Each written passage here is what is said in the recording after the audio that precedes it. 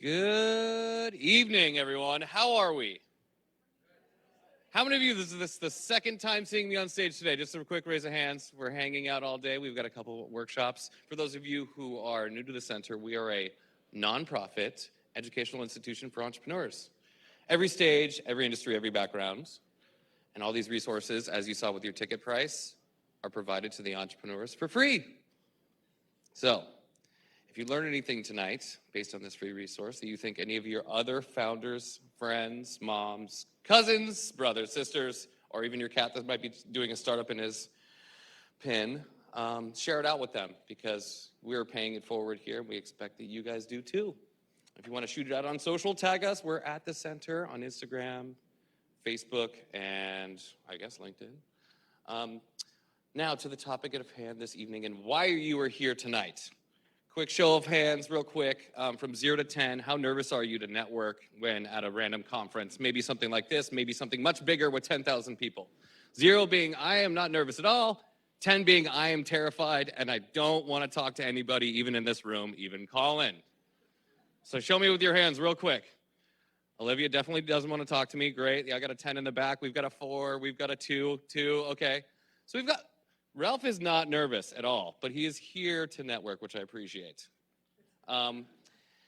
The special guest that we have this evening, J. Ryan Williams, hit me up 6 months ago, and I actually reached out to him about his executive coaching practice. He had heard about us, and he wanted to reach out, and I invited him to be a coach for our acceleration that we call Milestone Makers. Camilla emailed me after meeting Ryan the first time and said, dang, I only get 6 meetings with this guy? Darn. I said, yeah, well, he's donating his time pro bono for you, for what we do for the acceleration. So you get what you get, and enjoy your time with him. Upon further conversation with him, I discussed that he has many other talents, one of them being this workshop that we're here for tonight. So how to network when you don't want to, and how to make the best use of your time and the person that you're meeting at a conference's time. So with that, I'm going to stop talking, and I would like you guys to help me welcome to the stage J. Ryan Williams. Give it up, y'all. Thank you very much. Thank you guys for coming out. Colin, team, thank you for everything and hosting. These guys do a world-class job setting up the events, and so I'm really excited to spend a little time with you while I got you. But I've been a big fan of NASDAQ's content, so if you're not following them on social, definitely do that. They've got a lot of cool stuff out there. All right, so we're going to talk about networking when you don't really want to, but first I'm going to tell you a little story. Colin already did the poll and said, who's nervous, right? But I want to set the stage to say it's okay if you're nervous, because we've sent this out as networking for people who don't want to. So the person next to you, he's probably nervous too, so it's okay. All right, so you're in a safe place. There's only one activity we're going to do where you're going to be actually meeting the person next to you, and that's not going to come for 45 minutes. So if you're somebody who's really nervous about it, stay for the next 44 minutes and then tell us you're not feeling well and take off. I won't be that offended, okay? So let me tell you about something that really happened to me the other day. I have a little bit of an allergy, and I discovered that. This is my friend Buttercup, right? Cute little Havanese. And what I hate is when you tell somebody you have an allergy and they don't believe you. Does this happen to anybody with an allergy? This has happened to you, right? So I discovered I've got an allergy to dogs. Marianne, you're going to love this. Didn't know you were going to be here. But I have this allergy to dogs, and I go to tell someone about it, and the look I get was, did you make that up? You know the look, right? Really? Is that a thing? Now, who are the dog lovers here? I know Colin is, right? So all these dog lovers, right? You're like, I don't know, he probably is making this up. So there I am trying to explain why I have this dog allergy. I'm rubbing my eyes. I'm kind of feeling sniffly, and I get this look like, hey, did you make this up? But here's the problem. I was telling my wife that I was allergic to her best friend's dog. So I learned about the pecking order real fast, right? I learned that wife, best friend, dog, I'm somewhere there. Maybe the kids are even above me. So it's, not looking good for my chances. But why am I telling you this? I'm telling you this because I have made that same face for many years when someone said, I don't really like networking. I said, is that a thing? Is that really? Like, is that a thing? And now in my executive coaching practice, I've worked with over 400 entrepreneurs, and I see that, yes, this is a thing. This is a thing for a lot of us. And a lot of us are worried about networking, and we're going to walk through a couple of the reasons and see if we can kind of make sense of some of the fears. And then we're going to get into 5 specific tactics that can help us make a transition out of the, out of this like, do I really have to go networking? And get into something that's a little more exciting, okay? Then we can be all as happy as Buttercup here. Sound good? Sound like a good use of time? All right, right on. So what are we scared of? I think we're probably scared of about 4 things, all right? Thing number 1 to be scared of is nobody really wants to be that kind of smirky networking guy, right? Nobody wants to be the person who's going through the party, always handing out the business cards. You know the guy I'm talking about? You don't want to be that guy, right? Matthew doesn't want to be that guy, right? Nobody wants that. He probably has a bunch of cards, though. He's at SVB, right? But nobody really wants to kind of be that, right? What else are we afraid of? Many people I talk to, I hear that there's something called imposter syndrome. You've heard the phrase, right? Meaning that you come to an event and you think, I'm not really supposed to be here. I was never really supposed to be an entrepreneur and come to Silicon Valley or get funded by this program or get into that graduate school. So this isn't really me. Someone's going to find out and ask me to leave. I know about this. I have this. The third thing I hear a lot of times is actually one that nobody ever says specifically, but I hear it buried into the responses as I talk to people about what an event like this could do for your career or for your company. And I start to hear a fear of success. Right? Who thinks that sounds silly? Fear of success? Yeah. Sounds a little silly. I have it, so I can talk about this. We're going to dig in here in a second, okay?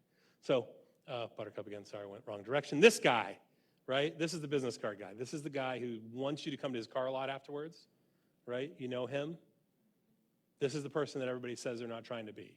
And I'll give you one quick hack to make sure that you don't end up being like my friend here, and he gets used in a lot of these presentations. So if I meet him in real life, I'm going to have to apologize.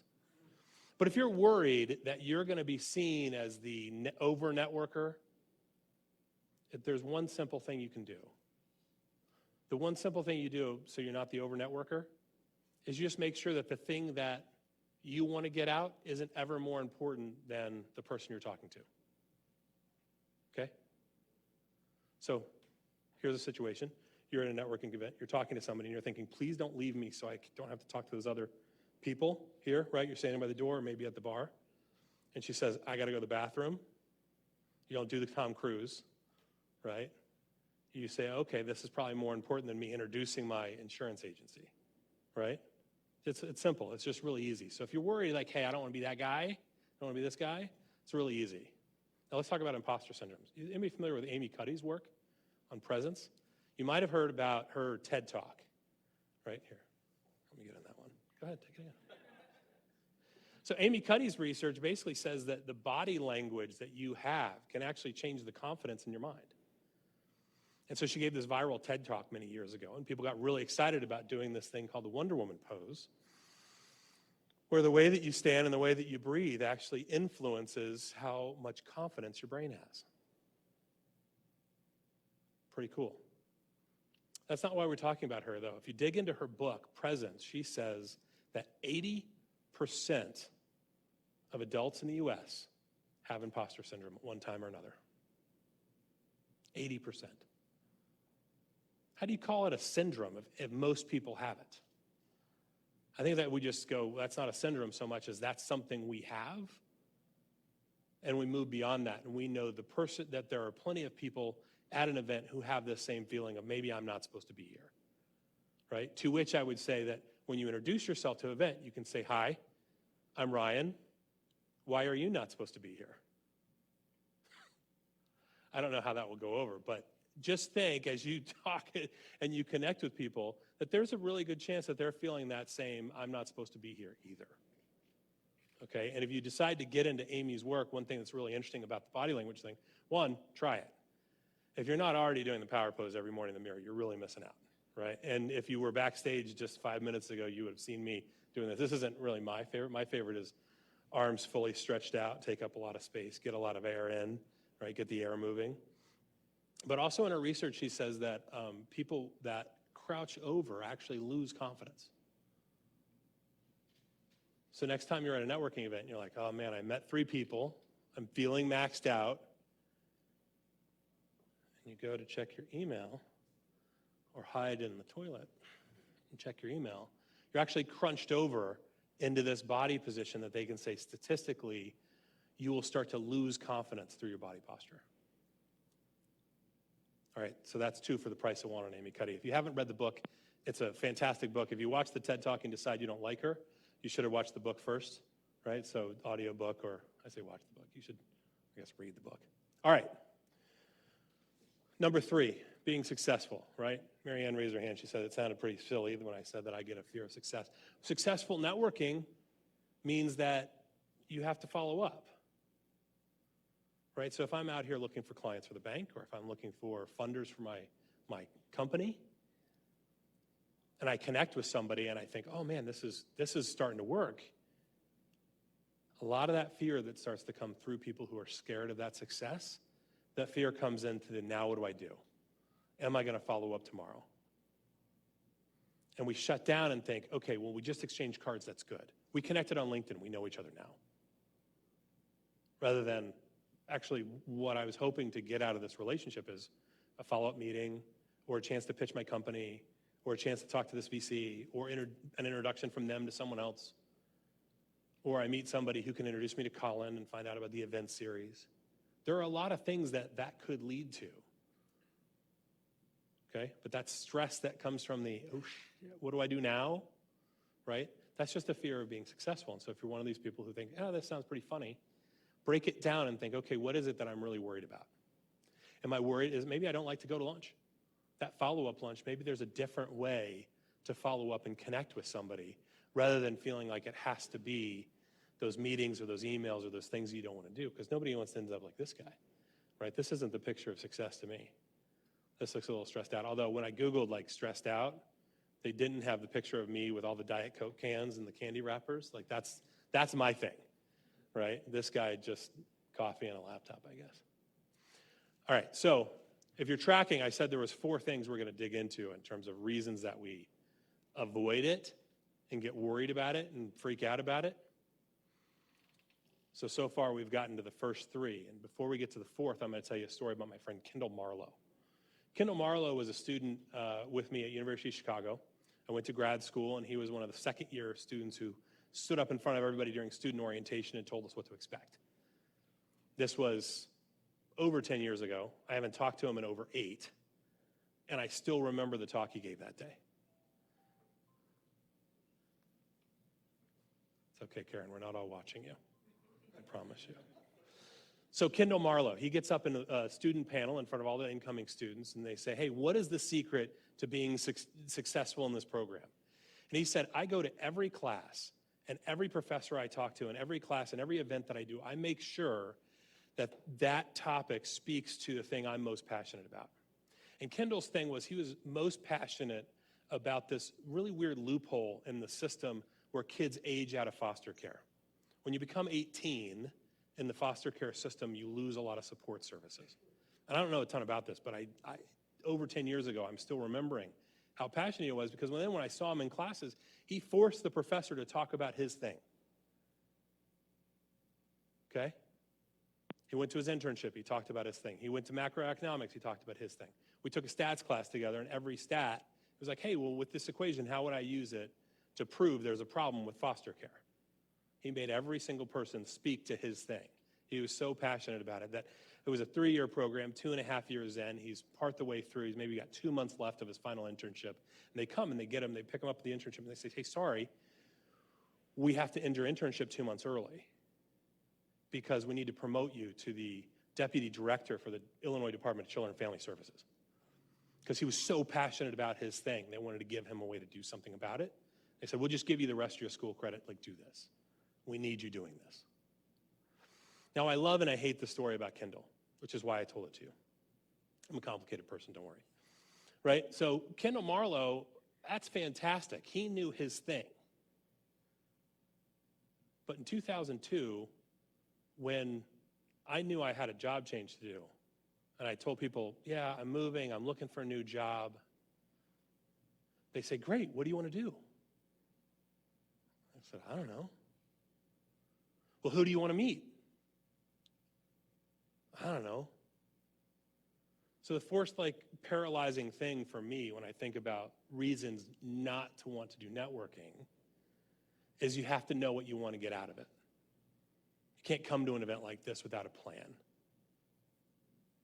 Well, I want to challenge that. It's okay if you're Kendall Marlowe and you have a plan for events that you go to and you want people to meet and know about this thing that you're working on, whether it's your company or whether it's your fund or maybe it's becoming a client of the bank. But it doesn't have to be just about, this is my thing. So if you take nothing else from tonight, I want you to hear this one piece of very strategic advice that'll be the best networking advice you ever get, I promise you. If it's not, your money back. It's okay. It's okay to not know what you want. Don't put that kind of pressure on yourself. Don't put that kind of pressure on the event organizers. I just can't tell if I'm supposed to be in them. I'm sorry. I just get so excited. It's okay to not know what you want. It's okay to not know. Maybe there are some ways that you could know. But if you came out and you didn't have a purpose for networking, that's okay. You're going to be here, you're going to have an experience, you're going to connect to some people, that's okay. You don't have to have the Kendall Marlowe thing. So we're going to do a really quick, short little activity, all right? So if you got a Post-it note in your pocket, get it out now. I'm not saying this. All right, but if you take notes in your phone, again, don't hunch over. Make sure you keep an upright body posture while you do that. If you've got a thing, I want you to write it down.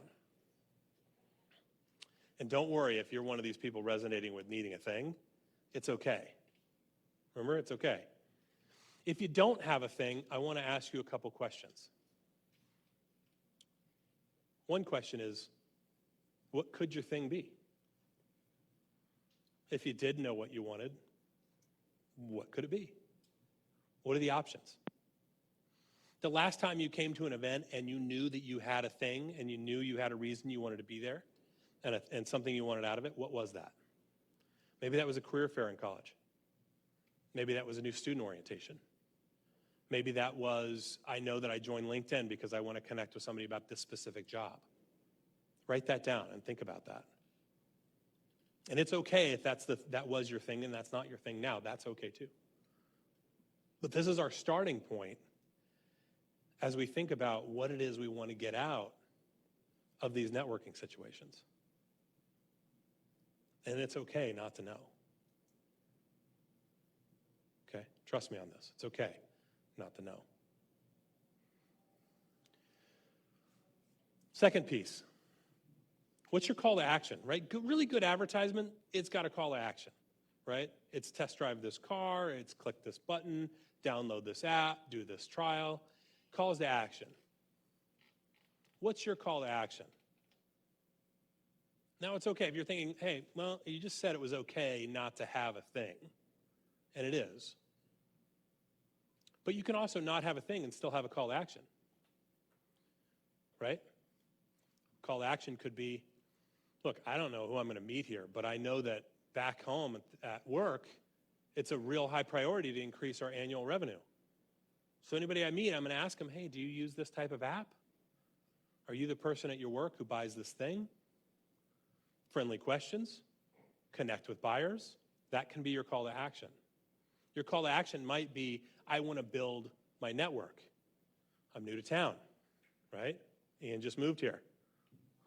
So if you're thinking, gosh, this is easy, I'll talk to somebody who just moved here because he needs a network, there's your guy, right? What was it, Tuesday? He moved here Tuesday. It's fresh meat, right? That can be your call to action. I want to build my network. I want to connect with people. And it's also possible that your call to action could be a call to action around connecting with somebody else or connecting with another mission. Maybe you're part of a nonprofit that you want to help do some fundraising for, asking people if they want to get involved, right? That can be a call to action too. But I find having a call to action in an event like this or one of those networking events where everybody's milling around and got the drinks going, right? When you're out there milling around and you're like, oh man, what am I doing? I feel kind of aimless, right? Have that simple call to action. I want to meet somebody who's going to try my app, right? If you're working on an app, you probably don't have 25 different types of cell phones, but there's probably 25 different types of cell phones in this room. Hey, while we're here, do you mind checking on my app on mobile? Tell me how it looks. I'm curious how it looks on your browser. That's not a big ask. That can be something that you might want out of it. If you just got out of school, anybody recent grads here? Recent grad. Matthew's getting picked on twice. Where'd you go to school? University of Michigan. Go Blue. Wolverines, are you? I grew up in Columbus, Ohio. We have a very special relationship to southern Michigan. It's north till you smell it and west until you step in it. So, sorry. Never had the chance to tell that joke publicly. It worked on at least half the group, though. Tells you something about Michigan's branding. Anyway, so I love Michigan. I spent all my summers there as a kid, so I do have some affinity. But if you're Matthew and you're thinking, what can I give to an event like this, right? You're like, I've got a call to action. I guess I need to meet people from the bank. And I don't want to be this guy. Simple way not to be this guy is give first. What could you give if you were a new grad? Nearly every company in Silicon Valley has got a hiring goal. Everybody's trying to grow, everybody's trying to change, everybody's just trying to evolve. Well, Matthew, as the newest graduate from the University of Michigan, knows a lot about university recruiting practices. That's something he could give, right? I just moved here, right? Like Ian just moved here, Matthew just got here. I'm here to learn about how you guys recruit. Maybe I've already got a job, but maybe I can give that first, okay? You're a new sales rep, right? New sales rep in a business development capacity. That's my guess for you. Am I close? No? Okay, good. Then we don't have to keep picking on them, right? So your new sales rep, when I worked in hotel technology, what we do is we'd have our new grads come into a business development role we called a sales development representative. The job was to go and make 10 calls a day and connect with at least 2 people. Okay, but think about it. If you're the GM of a hotel, how many times do you repurpose your engagement software? Even if you did it a few times a year in your career, you wouldn't do it more than about 10 times, right? But if you're a BDR working for the organization that I was at, it's called Checkmate. I failed miserably. I'll tell you that story up here sometime. But if you're in an organization like that as a BDR, it doesn't take more than a couple months for you to talk to more than 10 GMs that have that same problem. And then when you come to an event and you think, okay, what can I give first? It doesn't take much more than that to be an expert in that topic. We all probably have things like this that we're experts in, right? But I'll tell you, I'll tell you a funny story about this particular piece of advice. 2.5 years ago, I was asked to speak at a networking event for transitioning to Navy SEALs. I said, oh, this will be a really friendly audience. I go in with a lot of preconceived notion about what Special Forces veterans are like and what they need and the type of support they need. And I get there a little bit early, and they say, hey, I'm really glad you're here early. Our lunchtime keynote canceled, so you have 45 minutes on career transition. Now, I used to be a 7th grade social studies teacher, so if you're bored, that's it. That's what you hear in my voice coming back, right? This like 7th grade social studies thing, but it means that I can talk for 45 minutes on any topic. So I go into this room and I think, oh man, this can't be that bad. And I find myself looking at 31 transitioning Navy SEALs and a couple fighter pilots, mostly Navy.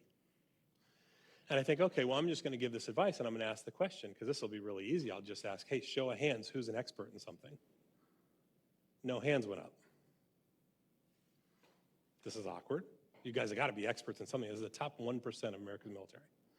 In this room, looking back at me, and I'm like, seriously, show of hands. Who knows something that you think I don't know?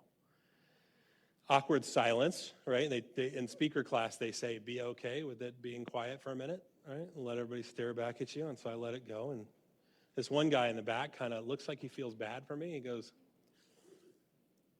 sir, I don't know how you feel about this, but I'm pretty sure I can do more push-ups than you. I was like, yes, now we're getting somewhere, right? There is something that you know that I don't know, and by pure visual summation of the situation, have enough situational awareness to know that I probably am not a push-up guy, right? But it actually started a really strong affinity for an organization called Elite Meet. We actually have two guys that are members here, John, Ian, who are transitioning Special Forces veterans that have come to San Francisco and they're starting their careers. But as I speak and work with this audience, I realize that it's not about knowing that expertise. It's just about identifying ways that you can contribute. And that conversation started with the awkward, sir, I don't think you can do very many push-ups. I'm still a little bit offended. But he was right. I can give you 6 maybe. But it's led to learning about the operational efficiencies that exist in elite military units, the ability to handle improvisation, and the ability to think outside of constructs. These are things that someone who might not be thinking of them as something we want to see in the civilian world need to learn to give as well, right? So if a top 1% of the U.S. military needs to learn what they can give, it's okay that you're learning what you can give. It's okay if you're thinking back and going like, I don't know, man, Michigan was fun. I remember a couple things from classes. I'm not really an expert in those things. Those might not be the things. It might be university recruiting, or it might be how someone acquires technology, because you do that as a BDR. Okay, so give first. All right, next. Find a wingman. Speaking of the fighter pilots. Any fighter pilots in the room? Okay, good. All right, so we're going to talk about this. This tip is one it's good for both people who are new to networking as well as people who go and they're like the super power networker. I'm not talking about the guy with the cigarette and thumbs out. I'm talking about the people who know that going to an event sometimes is more powerful if you bring someone else with you. Some of us do that as a security blanket. I'm going to make sure my friends and family come. And some of us do that because we know that it's a whole lot easier if I know what Ralph's goals are, and if I don't have goals of my own, I'm going to go introduce a bunch of people to Ralph. Hey, have you met my friend Ralph yet? Right? And that can be an okay thing. And this is the whole reason for the identifying and connecting with a wingman isn't necessarily just to hand off intros, but it's so that you're not just looking for things for yourself. Okay, so we're going to find a wingman and we're going to talk about that. All right? This is our goal, because it also works when you're new to the game and you're nervous about networking. Okay, so I want everybody to think about a wingman by choosing the person that you're sitting next to. All right, pair up. We're going to spend a few minutes on this. I promise you there's one thing, and yeah, it wasn't a full 45 minutes. Sorry it happened soon if you were already planning your escape. But I'd like you to pick somebody that you're sitting next to, and we're going to talk about how to make that person a wingman for your cause and how to serve them well when you're in a networking event like this, okay? And what I want you to do is I want you to ask a couple of questions. What is it that you're here to give? What are the things that you're an expert in, right? Ian and John, if you say push-ups, just kidding. But what are you experts in? What is the thing that you know that you can give, right? We're also going to ask not just what it is that you can give, but also what your goal of the event is. But you're going to ask that by saying, it's okay. What are some of the things that you might want out of an event like this? You're not asking for that commitment. You're not asking for that Kendall Marlowe statement. Okay, so we're going to take 5 minutes, actually a little less than 5 minutes, 3 minutes. Pair up with the person next to you. And this might be your shot. If you're sitting next to somebody that you came here with, just come together. Turn around and find somebody new, right? Either behind you or next to you. You guys came in as a pack. I saw you. All right, right on.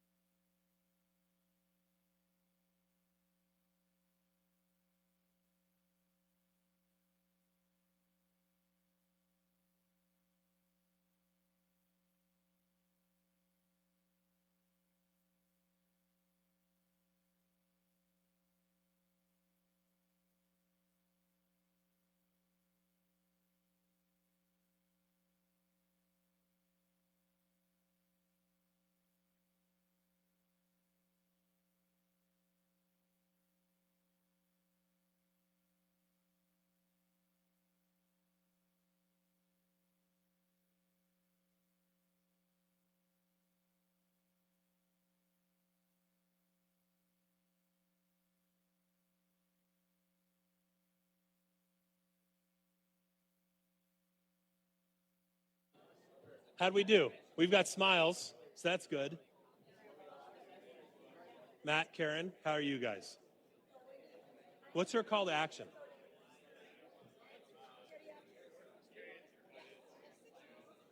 Right on. That's what she wants to give. What's her call to action? What's she trying to get? What is her call to action? What does she want people to do when she meets them?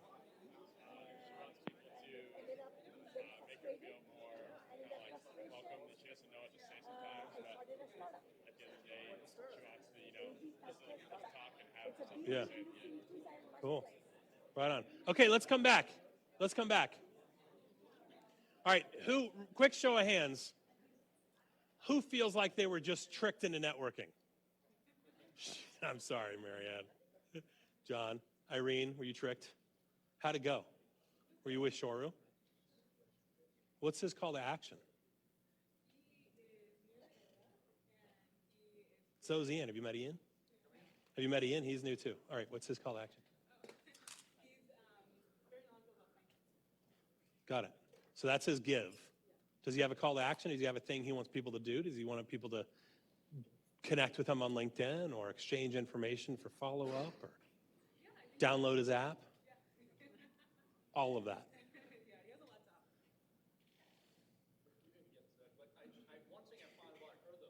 Yeah, tell me about her.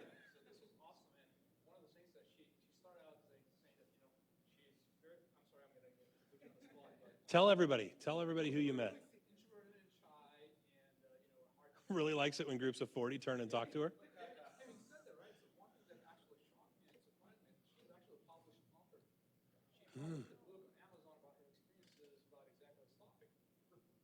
Wow. I have not.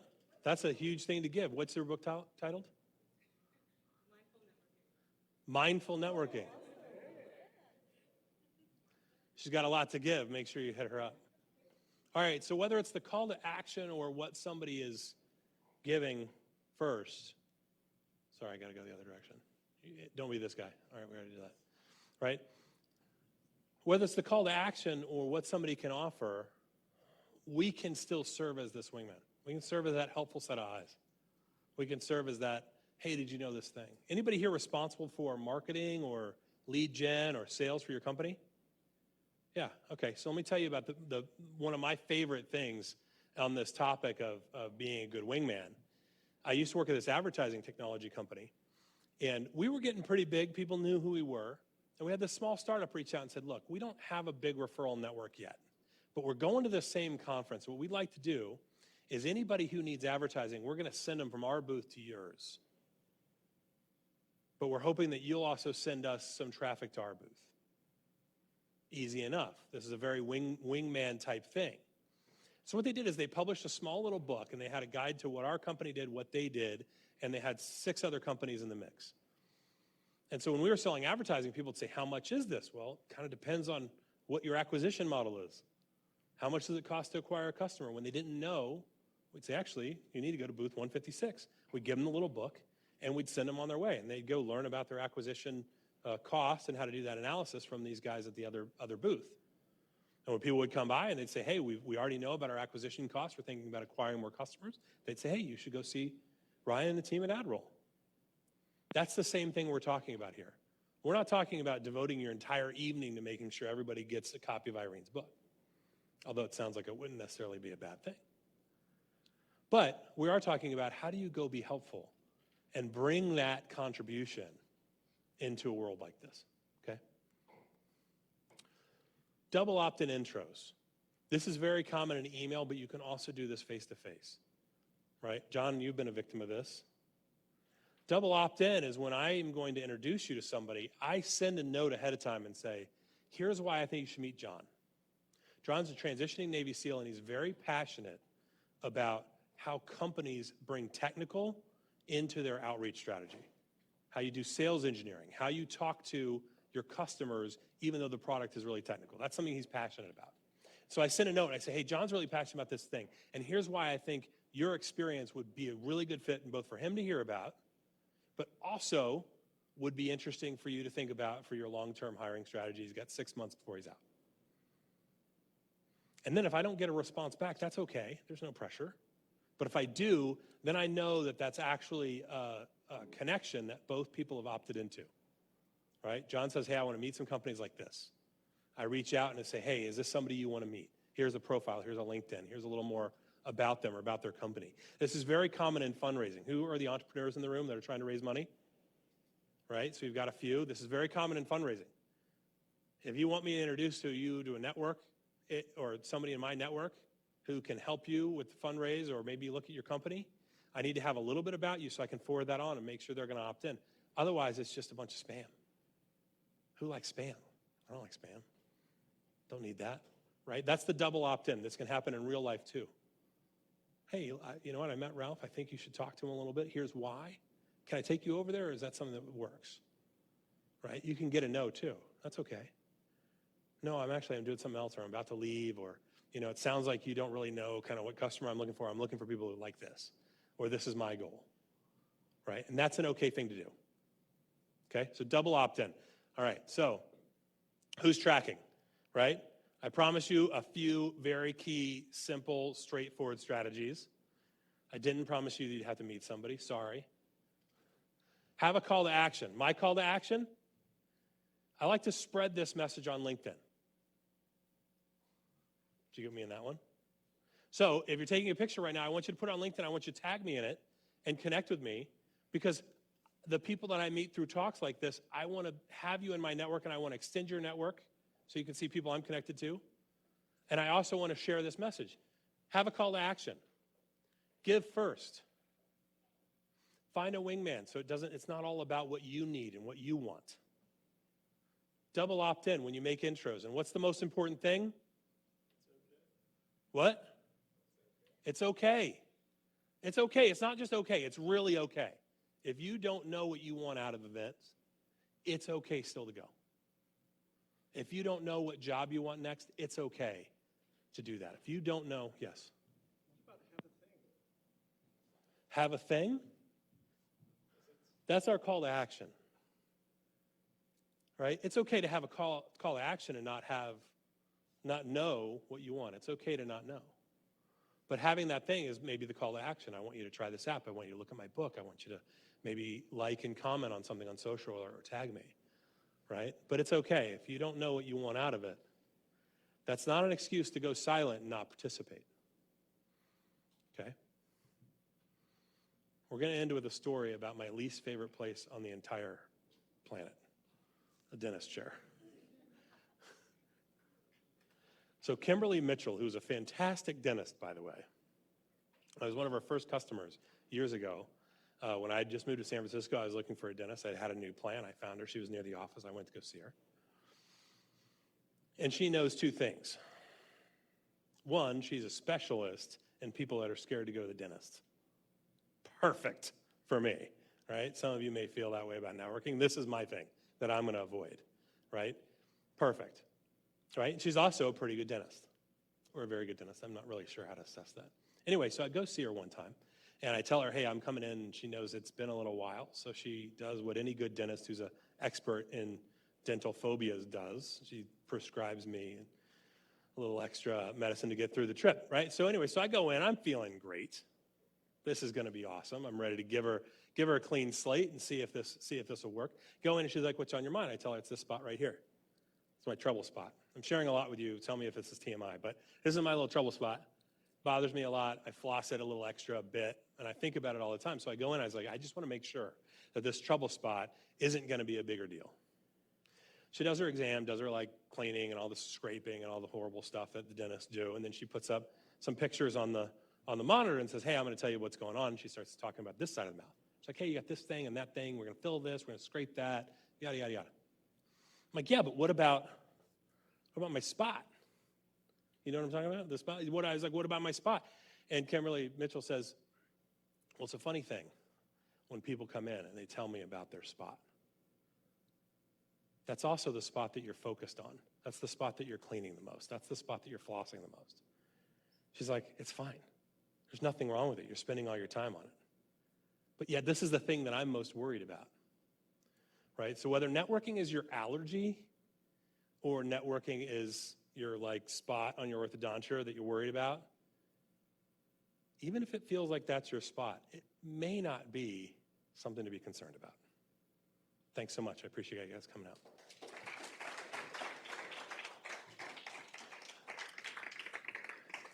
Let's connect. My call to action. Please connect if there's anything I can do or help extend your network, right? If you want to add me to LinkedIn or tag me in any of the great pictures you took. I saw there was some good picture taking. I can also hang out and answer questions, but I don't want to do it in the stage format. Let's just all mill around. Anybody who's feeling that extra sense of energy to go and connect and meet new people, please do that. We're here. Everybody else here is here not wanting to be at a networking event. So like, this is your chance. This is your safe zone, okay? But thank you all very much, and Colin and team, thank you very much, Isis. Appreciate it.